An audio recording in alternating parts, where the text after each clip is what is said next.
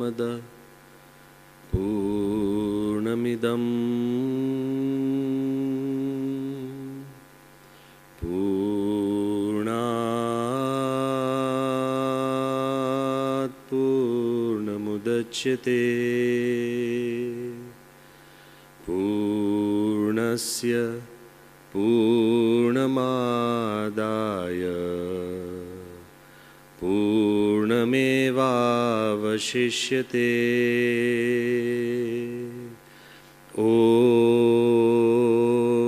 Shantihi Shantihi Shantihi. Shri Swami Narayan Bhagwan ki jai. Akshar Purushottam Maharaj ki jai. Radha Krishna Dev ki jai. Siyavar Ramachandra Bhagwan ki jai.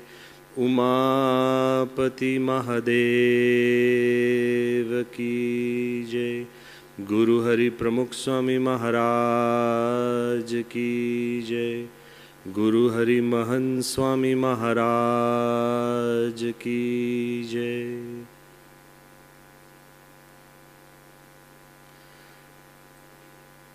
In the divine presence of Bhagwan Swami Narayan, in the equally divine presence of my Guru Hari Pramukh Swami Maharaj, Guru Hari Mahan Swami Maharaj, in the revered presence of saints, the most esteemed presence of Your Excellency and also the Consul General, whose name I have recited multiple times, Purna Jyoti, Om Purnamadaha, and also the President, Mr. Saket Tiku, and all of you who have gathered far from your homeland. I may not be wrong to just say that there are more Indians present in this hall than perhaps the whole of Istanbul.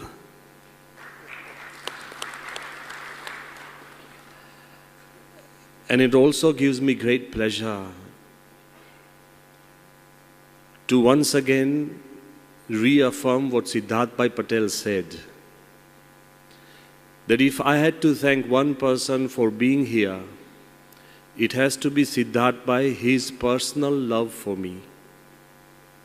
I have known him since 1983 when I was a young sadhu, about 19 or 18 years old. And it is that personal love and relationship with him, his parents, his children, that has been instrumental of me coming down here. And that love doesn't just speak for me and him, it speaks volumes for you to say how much he loves each one of you. I believe it is love at the end of the day that has brought all of us together. And when manufacturers of the same industry gather with love, we are assured of progress which is limitless and completing in our own lives. So thank you again, Siddharth Bhai, and all of you for inviting me to this conference. The title of my talk is to do with profits. And all of you might be wondering that what is a sadhu who has given up the world. And incidentally, for your information, there is a strict law amongst our spiritual tradition that sadhus can't even touch money, can't have bank accounts, we can't even accept gifts. So what is a sadhu doing in a conference? And the title of the talk is hovering around profits. So let me explain that all of you are businessmen, manufacturers, successful businessmen, and some may be supremely successful businessmen. So all of you here know the journey or the story of, or the value of profits.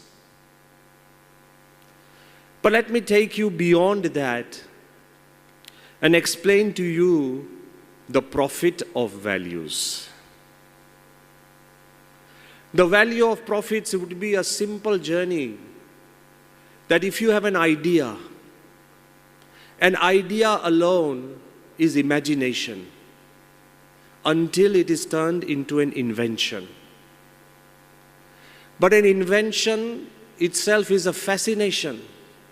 You can have so many inventions around you, but if it has no purpose, an invention is just a fascination until you turn it into a product. A product has to have a purpose, utility value.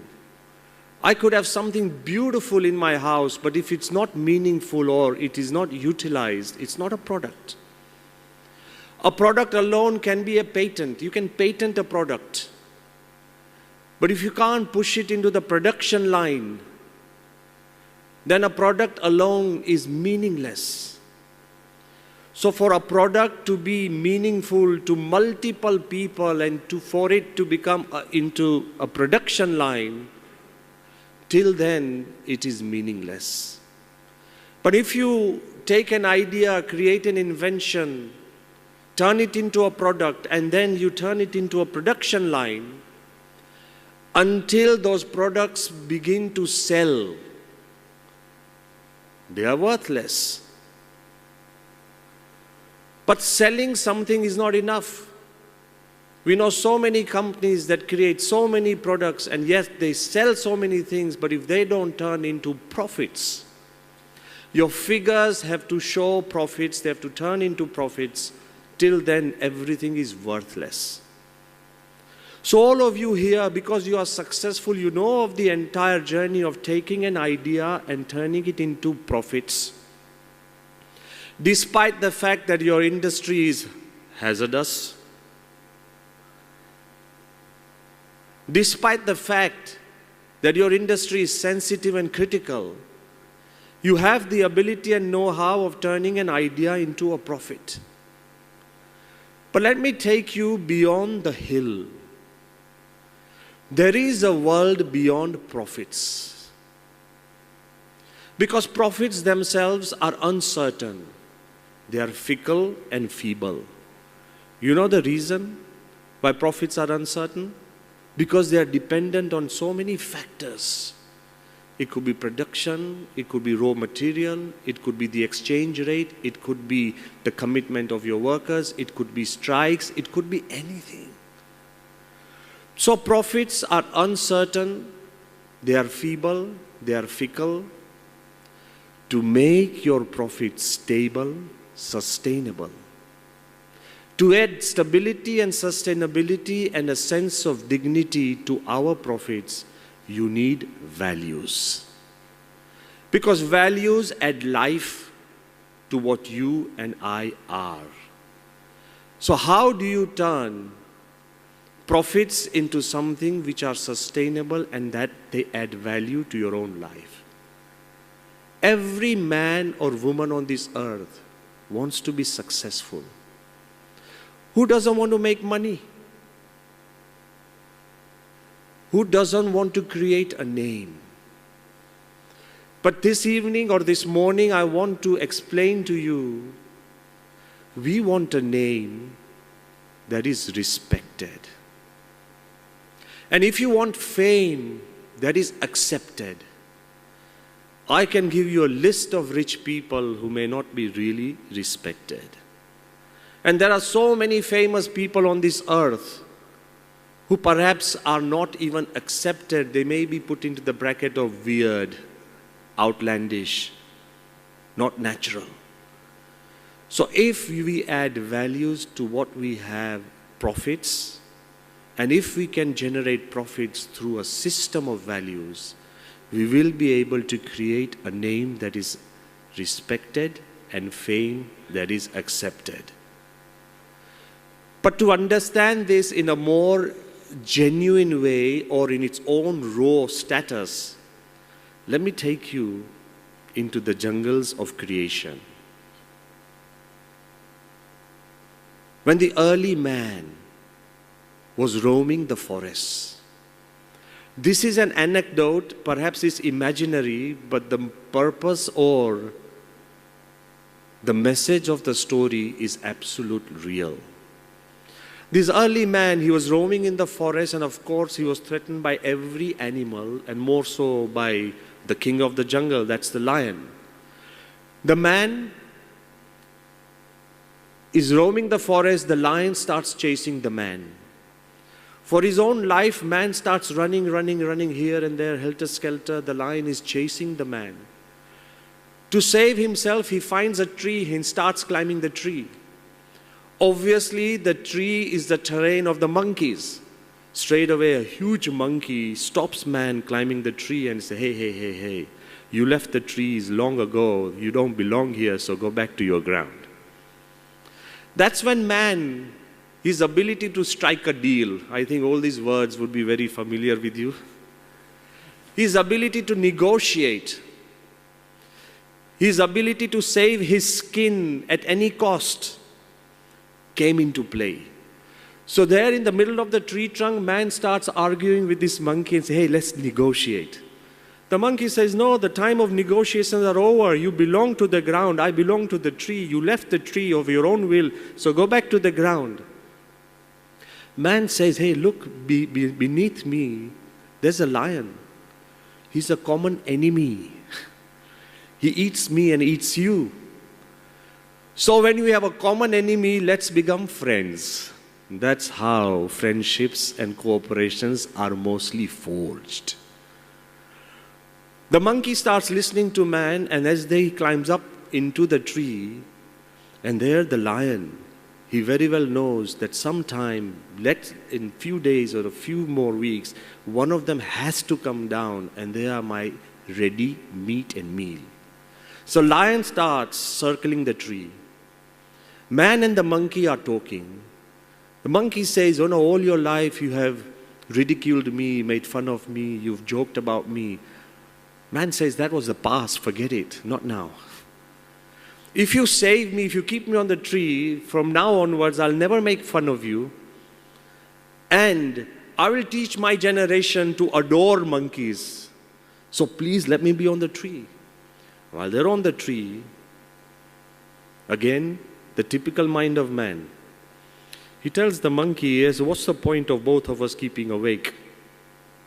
Both of us are sleepy, let's take turns. 8 hours I sleep, 8 hours you sleep. When the other guy sleeps, you need to take turns for security and watch and guard. Before the monkey could say anything, man said, look, I have been running, I'm tired. So I go first. That's again what you do in business. Me first.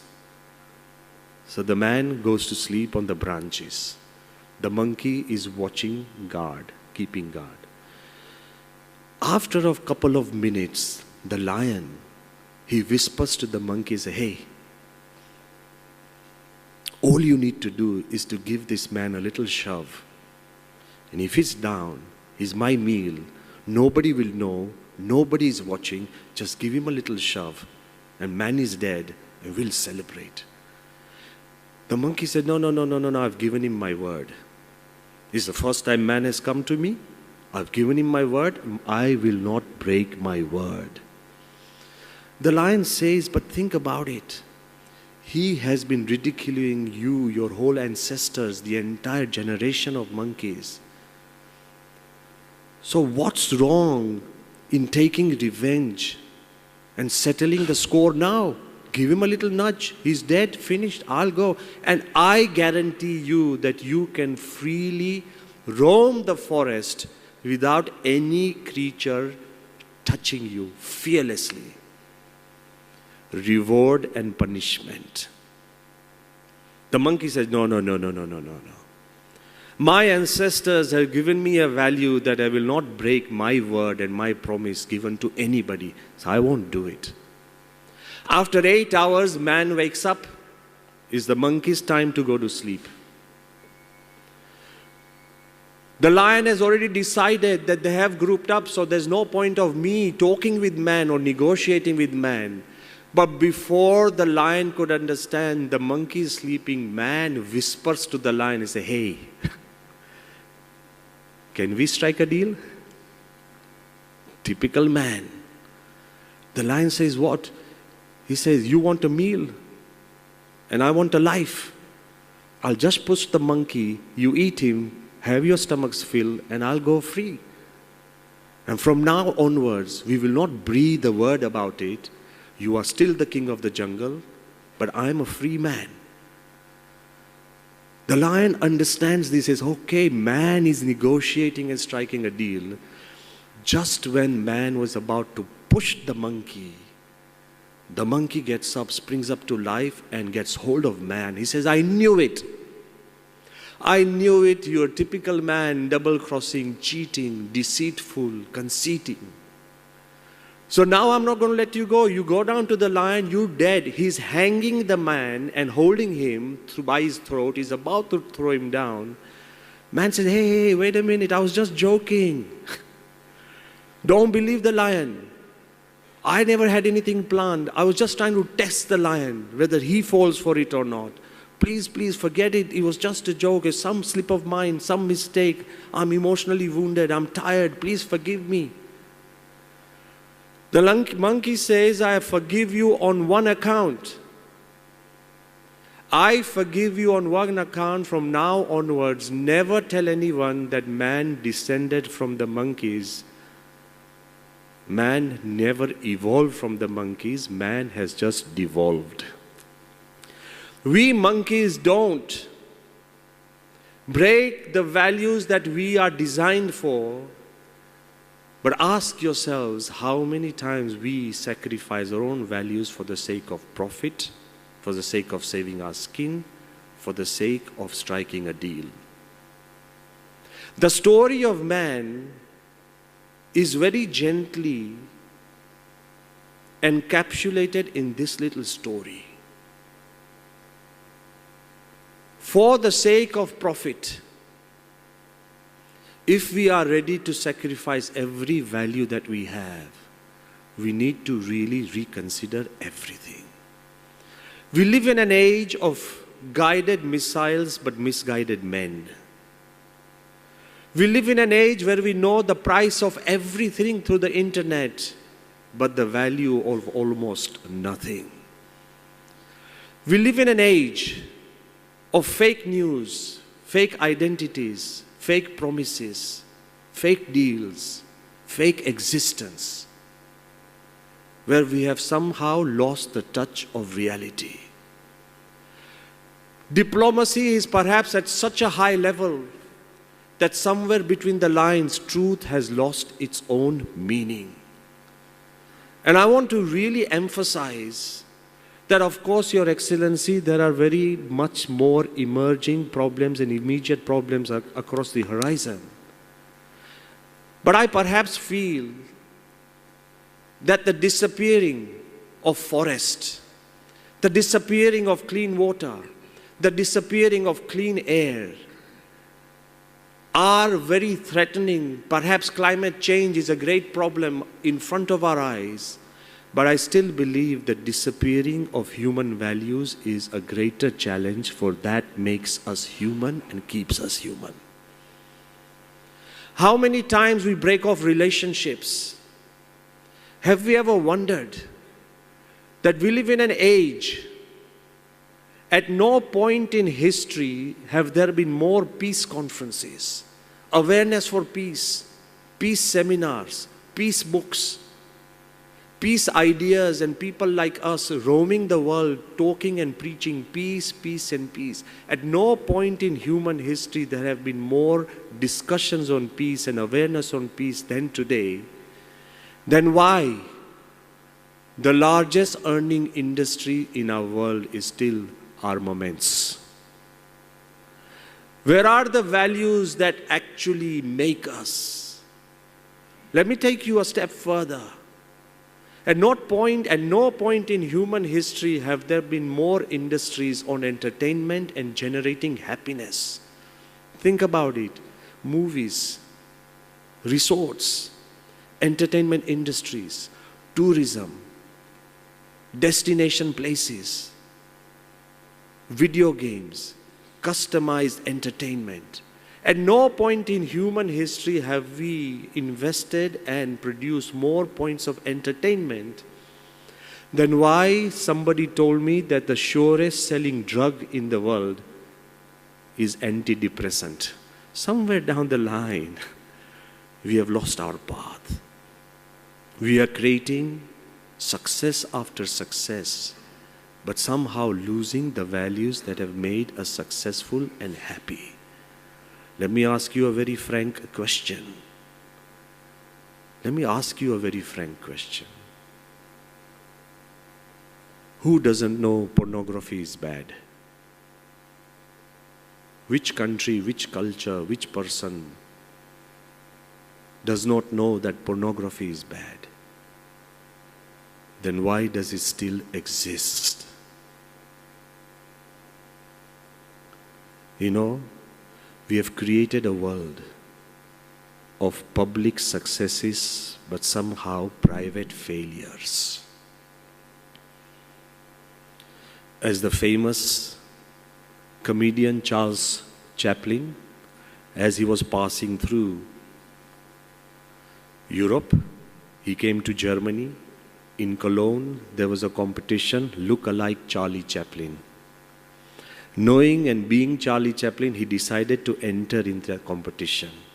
You know, now we have look-alike Michael Jackson, look-alike Sachin Tendulkar, and so many people who dress or maybe have an hairstyle or maybe just walk like them. They would enter and they would prizes who would be the most look-alike this famous personality. Nobody had dreamt that Charlie Chaplin himself would participate in a look-alike Charlie Chaplin competition. And to his shock and horror, he came number 7th.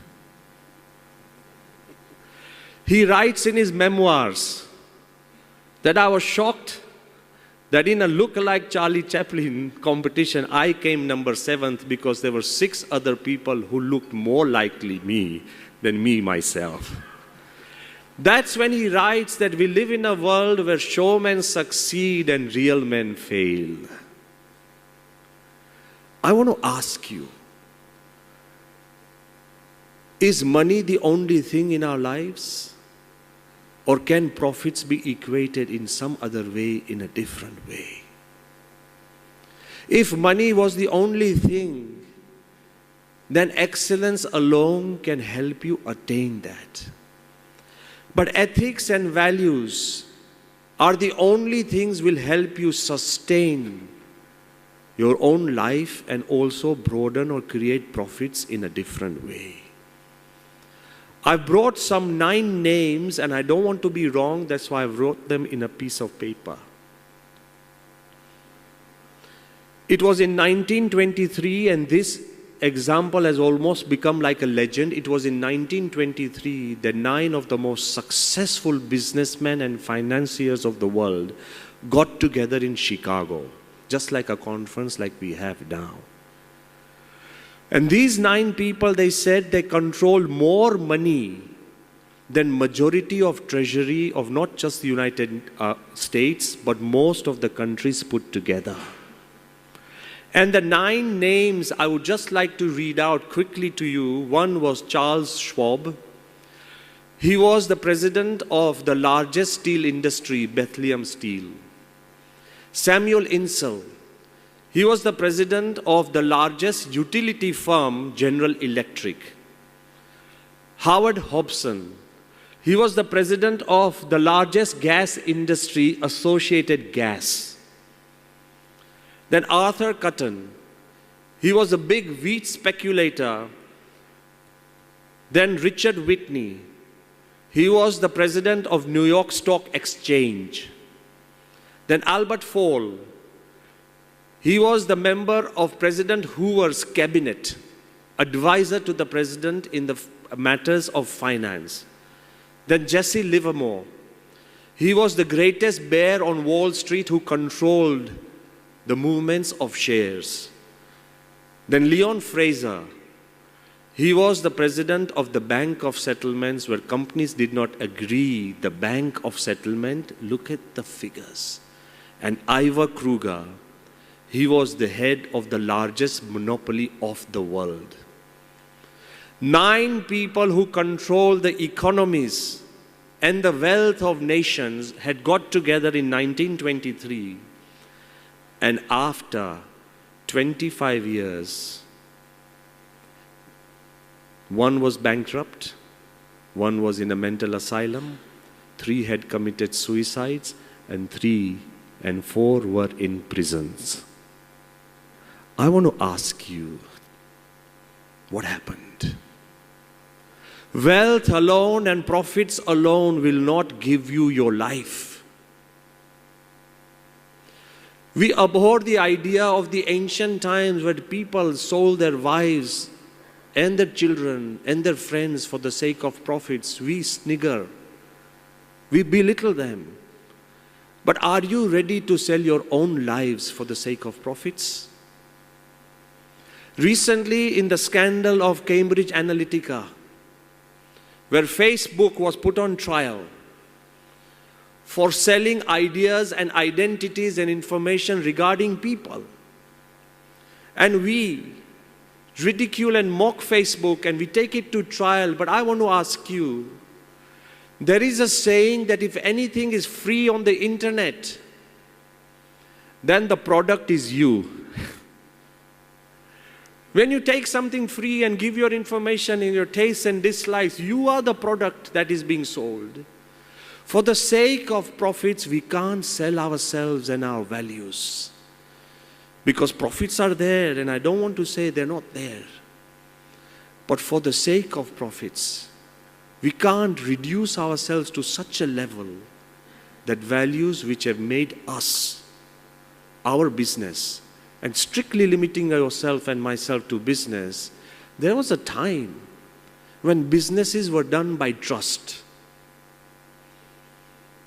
by handshakes, by words, by names. Whole shiploads were sold and agreements between countries were done just by trust. You know, one senior businessman like you, he kept telling his son that I want to put you in business, I want to teach you the tricks of trade. And the son kept telling dad that, Dad, please teach me the tricks of our trade early on because I need to succeed like you and take the business forward.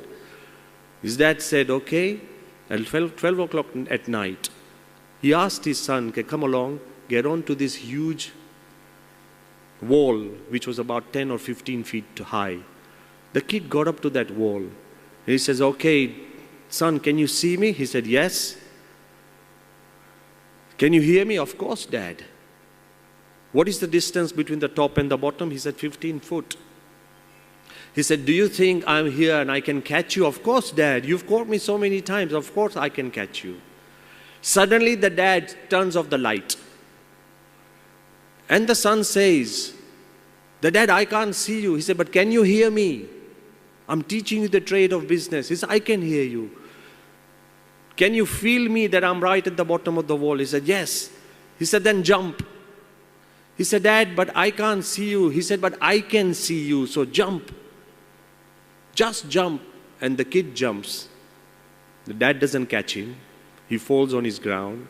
He's hurt, he's trying and crying and says, Dad, you didn't catch me. He said, rule number 1 in business, trust nobody. There was a time that our values were out of trust, and now the time is eliminating the untrustworthy and then remaining the trustworthies.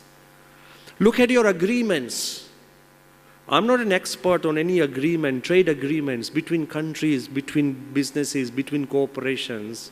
You know, in our agreements, the clauses of reliability are almost gone. The clauses of liability have become huge. The clauses of assurance have disappeared. The clauses of insurance have taken stance. The clauses of assimilation have completely gone. The clauses of dissolution, what if something goes wrong, have taken ground. And the clauses of cooperations are nowhere to be seen, but the clauses of arbitration are the most important. Our business have suddenly become more based on untrustworthiness than trustworthiness. Where have the values gone? And I want to ask you, that we need to breathe back and bring back those values. You could be the most famous and the most fortunate, but without values, you are worthless. Do I need to remind you of Tiger Woods, a child prodigy?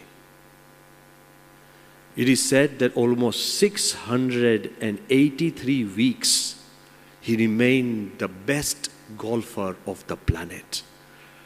Some of the best golfers have remained for 1 or 2 weeks. This is Tiger Woods. What happened? Extramarital affairs, accidents. He was found sleeping in the car. He's gone into a special deprogramming program. He's being watched to bring himself back. Fame and fortune and profits are not enough. You need a set of values that make you human. What about Lance Armstrong? He was discovered with a cancer. He overcame cancer. 7 times consecutively winning Tour de France is the most exhausting sport you could ever think of. Consecutive 7 times winning it, then they find out that he was on drugs. Everything was stripped of him. Not just the medals. His entire life was stripped of him. I don't want to give you any more examples. We live in an age of Nirav Modis and Malyas and also spiritual gurus who are in jail because of lack of values. Whether you are spiritual, whether you are a businessman, whether you're your husband, whether you're a son, whether you're anybody. To remain human, values are your greatest profits. But let me also tell you about people who have nothing but values, and look at them. I talked about people who have had everything, but when they have stripped of values, they have nothing all their lives. But there are people who have lost everything. And yet, if they have sustained their values, they have become the greatest idols of humanity. Let me take you to 1992, Barcelona Olympics. If you haven't heard about this, please go back and show your children what I'm talking about. There was a sprinter in 400 meters, Derek Redmond. He was a British 400-meter sprinter. He was tipped to win the gold medal. And Derek Redmond, in the final heats of the finals of Barcelona Olympics, he starts, when the gun goes off, he starts running for 150 meters. He is leading the pack. Again, tipped to be the gold winner. Suddenly, after 150 meters, there's a snap on his right thigh and his tendon or something in his ligaments breaks. He starts squirming and he falls and is struggling on the field. All the runners are running at the front. There's a big gasp from the entire spectators, 65,000 spectators. Suddenly they feel the leader of the pack has suddenly fallen, is struggling, squirming in pain. The race is over. Still, even after the race, Derek Redmond gets up, limping with excruciating pain. He hops and hops and hops. Breaking security, one man comes through. It happens to be his father. His father is asking Derek not to finish the race. There's no way of finishing the race, but he still wants to finish the race. Hopping and hopping and hopping. Obviously, in Olympic laws, if anybody helps you, you are disqualified by default. Hopping along, he finishes the race that he had come for. And the fact was, 65,000 people stand up and give him a standing ovation for his spirit not winning the gold medal. And even today, every time the spirit of Olympics is celebrated, they only feature Derek Redmond and none of the gold medal winners. You can lose your life and still win the world if you have a set of values. Values are more important than profits. And here, I really admire the congregation, and I would identify with the president when he made a speech and said that you are concerned about lives. The theme of this conference is safety and ethics. Let me bring a leaf out of history and tell you that when somebody focuses on human values, profits generate naturally. I hope all of you have heard of the famous industry Alcoa, Aluminum Corporation of America.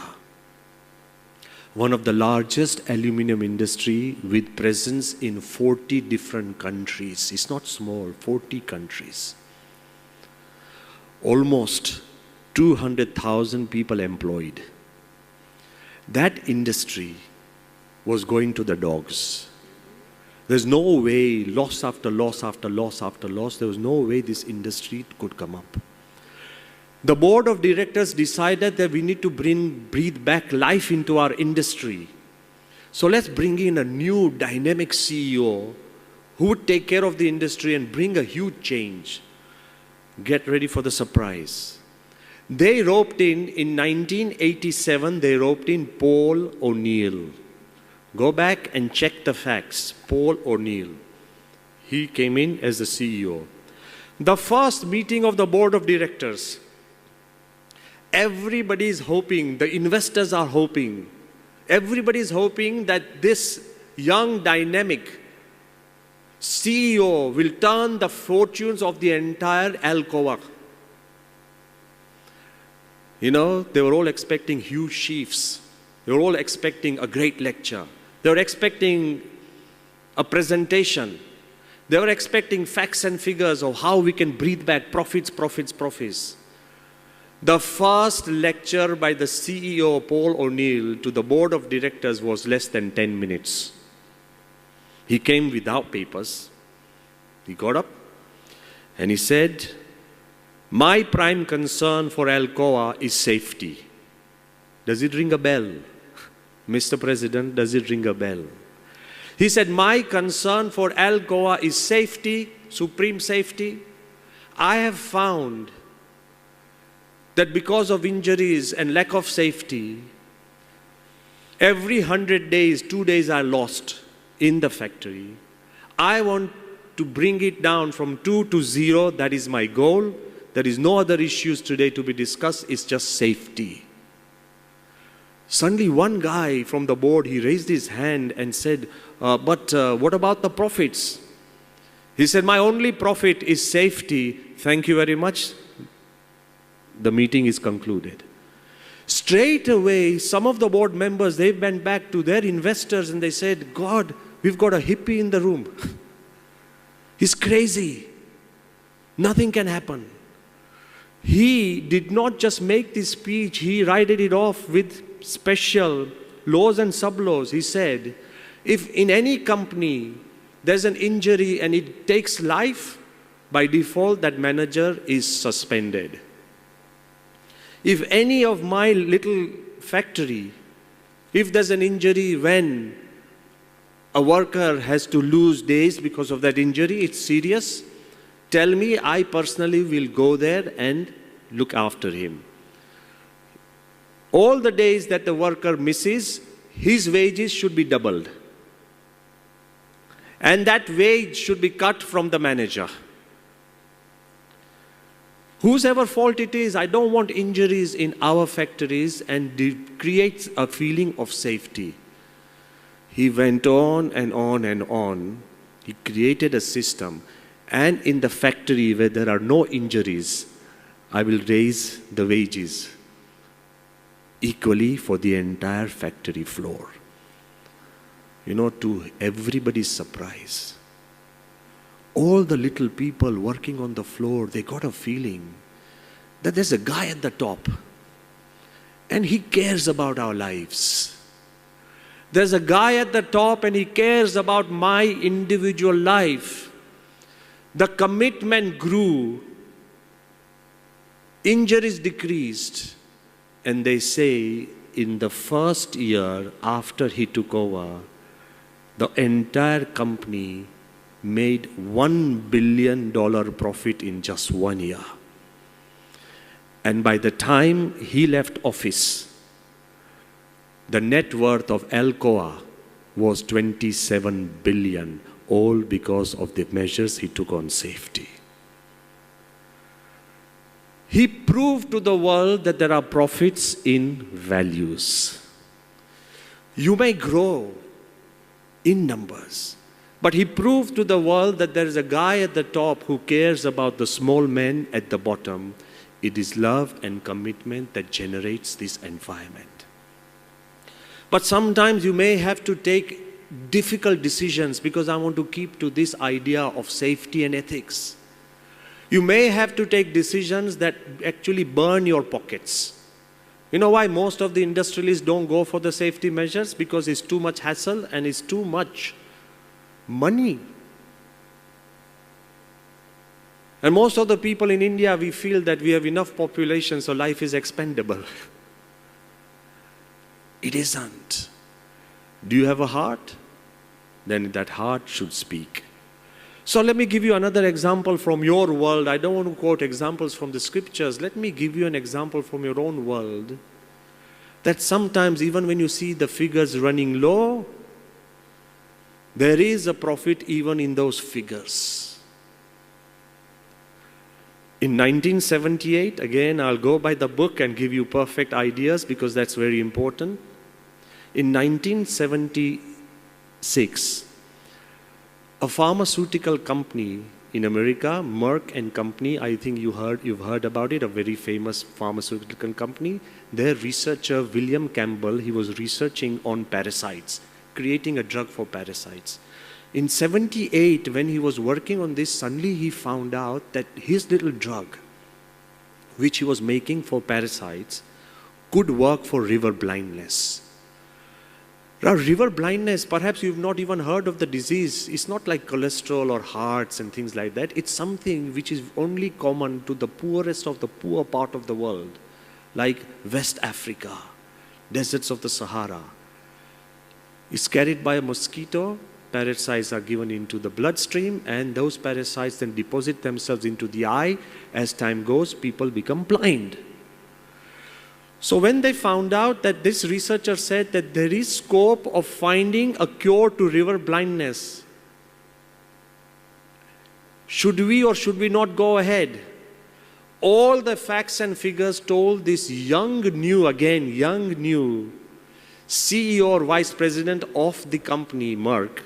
His name was Roy Vagelos. When it came to him, he started thinking that this is an orphan drug. You know what an orphan drug is? That you have a drug which nobody can buy.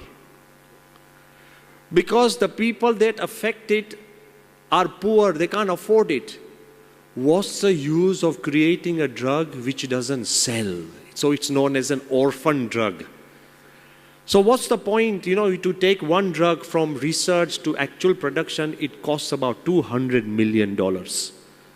What's the use of spending $200 million on creating a drug for river blindness when all the poorest of the poor people can't afford that drug?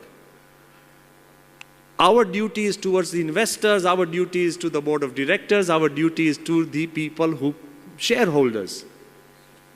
Roy Vagelos was a person who believed in values. So he gave a go-ahead. He said, go ahead with this drug, because if there is a scope within my life to create a drug which will actually free more than 200 million people from a disease, we have to do it. It's a moral duty. The conflict between a profit and a moral or a valued duty came into fore. Without asking the board, he took a decision. As time went, the drug emerged. But the biggest problem was distribution. The drug cost $3 to make and distribute.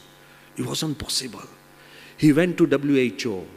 He went to voluntary organizations. They created a distribution system. They distributed $1.3 billion worth of drugs free to the people so they could cure themselves. By 1984, a drug which was making a loss no money coming in.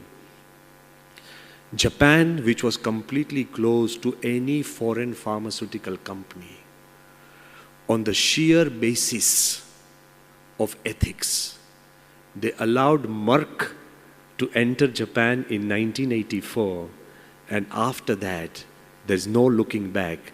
They sold more than $4 billion worth of drugs in Japan alone of other makes of their own brand. Imagine, profits are not what you see, profits are what you gain. Whether it's respect, whether it's name, and whether it's peace. If you have values, your profits will not just be in the bank accounts or the lockers. You yourself will become profitable. What's the use of having profits without peace? What's the use of growth without generosity? What's the use of development without dignity? And I want to leave you with a couple of incidents that those who have had nothing but have had values, they've raised the dignity of humanity and their country and life as a whole. 3 things I would leave you with. Let's not talk about great values. Those are there, and we believe in every value. For a businessman, there are 3 values I would want you to actually adopt and think about. If you cannot generate values, at least venerate values. If you cannot even venerate values, at least try and create values. I would leave you with 3 values which I believe every businessman here can share and deal with. First, Dr. Kalam often told me that he only asked one question as he moved around India and the world, and the question is, what can I give? When we asked him that, sir, how come you are so young and energetic for every event and every place, even with children, even with the great diplomats? He said, I only ask one question is, what can I give? I have learned it from Pramukh Swami Maharaj. He said, from your spiritual leader, whenever I see him, he's always trying to give his all, completeness, everything to the people. So he said, I asked to our own countrymen that what can you do today that can bring a smile to our whole nation? What can we give, not what we can take? When you do that what can we give, then default you will be making a contribution not to the life of others but to your own life. That profit comes back to you completely. The second thing is, if you can't give, at least forgive. So many people might have betrayed you. Somebody might have double dealt you. There may have been incidents where you felt cheated. Move along. Go beyond. You have greater things to do in life instead of storing all the hates and hurts in your life. If you can't forgive, you can't really move along in life. Look at Nelson Mandela. 28 years he was in jail. I have been to Robben Island, and I've also had the great fortune of meeting Nelson Mandela in person. 28 years were robbed from him, from his life. All because apartheid. The white supremacists who actually ruined his life and conspired to actually kill him. One of the leaders of that was John Foster. John Foster was a person who conspired and put Mandela in jail. As circumstances would have it, after Mandela was in jail, Foster became the Prime Minister of South Africa. Imagine, you would lose belief in God saying, he tricked me, he actually buried me, and look at him becoming the Prime Minister. The moment John Foster took over the Prime Ministership of South Africa, amongst the first thing he said that one of my dreams is to see Mandela hanged. The Prime Minister, Mandela is in a prison. The Prime Minister says, I want to hang him. Every now and then he tried to pass a bill in the cabinet of hang Mandela, hang Mandela. Somehow it just got stalled. It never really happened. After 28 years, John Foster became a normal man. The regime was out. Mandela was free. On the shores of Robben Island, when the entire world media got together, the first question they asked Nelson Mandela, Mr. Mandela, what do you think of John Foster? Remember the man who conspired, the man who made sure he's in jail, the man who robbed him of his youth, the man who cheated him, the man who wanted to hang him. They asked him that, Mr. Mandela, what do you think of John Foster? Mandela said, he's a decent man, and that's about it. Ask yourself, can you or do you have a heart to forgive somebody? Nobody has sent you to jail. Nobody has hurt you in that way. Yet Mandela said that if I did not forgive, and if I carried all the bitterness in my heart, even after I was freed, I would still be in a prison. How many of us are public successes and private failures because we cannot forgive? Give whatever you can. If you can't, at least forgive. And at least within this group, please, I want you to see and ask each other, beg for forgiveness and forgive others. You will have a great conference at the end of this day. If you can't give, at least forgive. And lastly, somebody would tell me, Swami, this value of giving I can't give. I don't even have a heart of forgiving. But at least I want to tell you, believe. Believe in your people. Believe in yourself. Believe in God. Believe in good things of life. Even if they are not above the horizon, believe in them.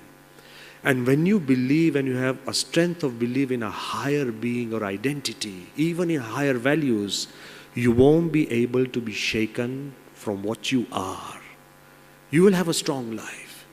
Let me also quote you of somebody whose respect I have personally earned and I believe and see him with great respect. He's not a sadhu. You might have heard of the great tennis player Arthur Ashe. He was the first black American to win the Wimbledon in tennis. I was a young boy. And I still remember myself watching television and watching the finals in 1975, rooting for Arthur Ashe. And Arthur Ashe won the Wimbledon, and he was a celebrated identity, a celebrity all over the world. A very gentle sportsman. In 1983, he contracted AIDS.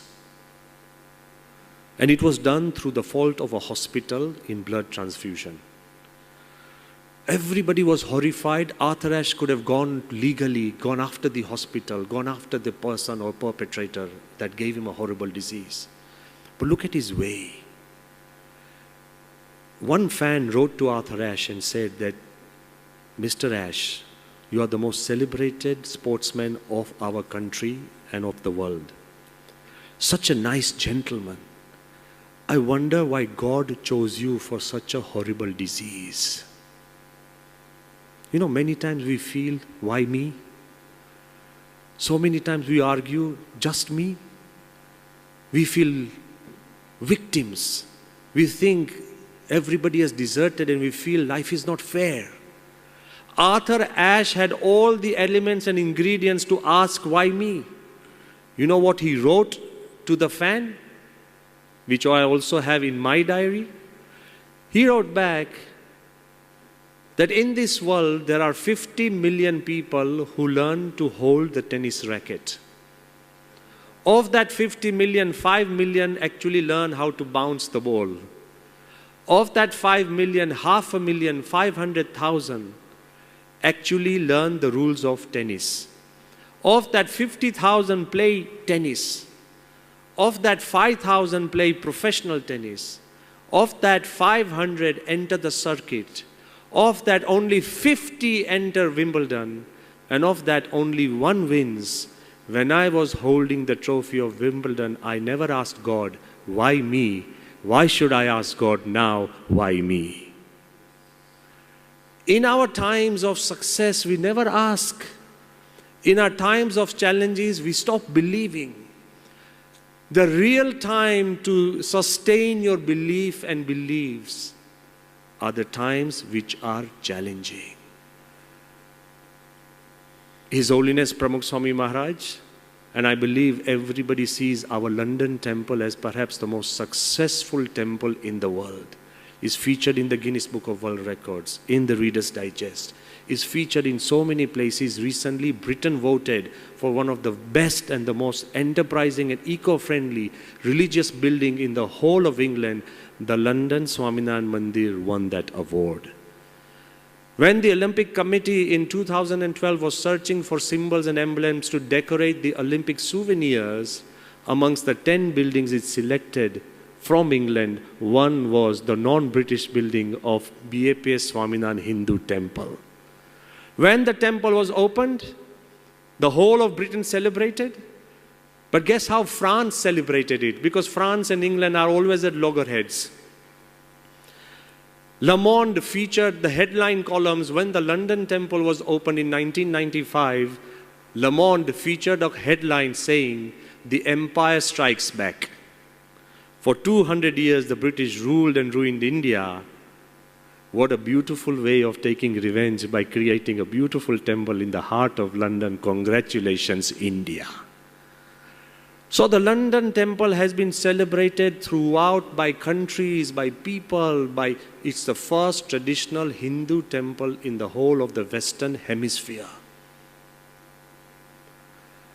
But I want to tell you, perhaps if I want to single out the greatest failure of BAPS Swaminarayan Sanstha, it would be the London temple. We actually tried 28 different sites and failed 28 times.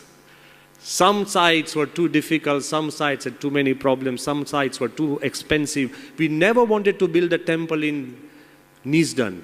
It's the most run-down area of England, full of crime. We were trying to move out of Neasden 28 times. Once we actually signed, the government never allowed us planning permission. We got signatures of 80,000 local residents. Still, we lost the case. 28 times we failed. And that's when Pramukh Swami, our spiritual head, smiled. Somebody would have given up the project. He smiled and he said, maybe God wants us to build it where we don't want to build it. That's Neasden. We built the temple where we never wanted to build it, and it has become the greatest success story of BAPS. Belief in God or higher beliefs. And I want to ask you, that yes, profits can be seen in figures. But if you have values, values will turn into profits. Even if they don't, values will make you a profit in the world. You will be valued beyond your own imagination. But I also want to tell you that sometimes it just requires a little act, a little love, a little good deed, and you can transform an entire nation, country, and a field. I'll leave you with the last story, which is again very close to my heart. It is in 1873 or 1874. The real story has become legendary. One little boy who was struggling to finish his education. Every now and then he would go from house to house, find a little job, an errand, take more money, and then pay for his fees. After struggling for 7 days, where he could not even get an errand or a small job from a house, he was so hungry without food or water. He decided to give up education. But he decided that one last house I will try. He knocked on the door. And he decided that I'll ask for food and water or something to drink. Because he was hungry. When he knocked on the door was opened by a very beautiful young girl. You know, beauty smittens a person. Instead of asking or begging for food, he decided there was a beautiful girl standing in front of him. He got himself together and the girl said, "Excuse me, do you want anything?" He said, no, no, no, no, no. He said, but you knocked on the door? He said, that was by mistake. He said, no, no, no, you came right into our entire garden and you knocked on the door. He said, no, look, he said, can I get you something to eat or drink? He said, no, no, no, I'm not hungry. He was hungry. But this is how men are. You know, he's saving his dignity, so I'm not hungry. She said, but wait a minute. She went inside, she brought a glass of milk. He ravenously drank that milk. And then he asked that how much does this cost? He had no penny. But again, as men would be men. So he asked how much would it cost? The little girl said that my mother has taught me never get paid for kindness. So she closed the door. He once again, by this little love and kindness, regenerated values in his own heart and studied hard. He went on to become the very famous doctor, Dr. Howard Kelly, if you heard of his name. Once it so happened that this lady had grown older. She contracted a terminal disease which could not be treated in the villages. She was taken to Boston. Guess who was called to treat this young woman? Dr. Howard Kelly was called to treat this lady years back. When he started treating her, he straight away realized that this could be the same woman or the girl who had given me milk at the right time. He treats her for weeks and weeks in a huge hospital. The woman becomes worried about money. She's scared. She is cured and very fearsome and worried. The lady asks that what are the fees for my treatment? Dr. Howard Kelly, he writes in the prescription, paid in full with a glass of milk. Paid in full with a glass of milk. And Dr. Howard Kelly went on to found the John Hopkins Medical Research Center and Hospital. Ask yourself, how much can your little glass of milk can do? How much your little love for your people can do? How much a little safety for your men and women can do? It can change lives, it can change countries, it can change humanity. But most importantly, it will change you. Profits are not always in figures. Profits are how you feel. I think everybody knows the value of profits. But I have come here just to express the profit of values. They are huge. Thank you for being with us today. Thank you again.